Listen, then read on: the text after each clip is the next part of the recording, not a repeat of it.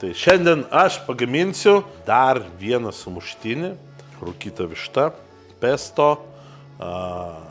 aštrus padažas, dešrytė, salota, ridikėlis ir žinoma, mes turim čia dvi tostę duonas, tai šiandien naudosim 100% ruginiai miltai, linų sėmenis ir saulėgrąžos.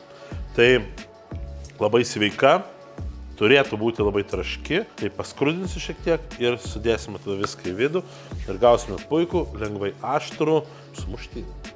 Taip, išsidėliam saliamį. Pamatysite, kas su juo įvyks.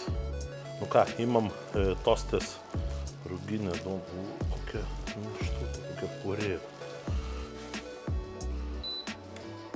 Ir dėsim paskrūdinti. Šiek tiek alyvuogių aliejaus.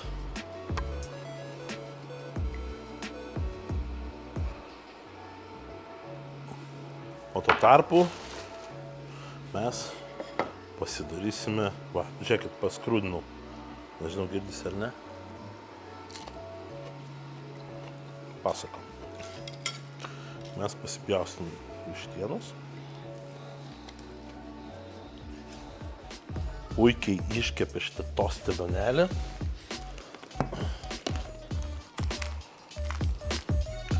Taip, višta, dedam rūkytą vištą ant tostę duonelės, šiek tiek piri padažo.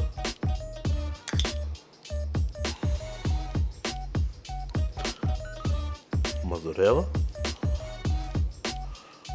pesto,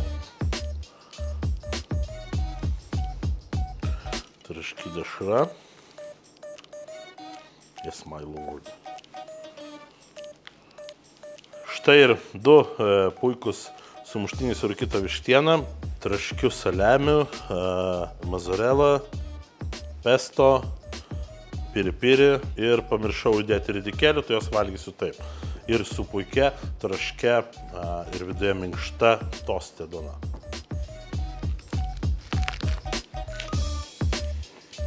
Labai gaivu, skanu,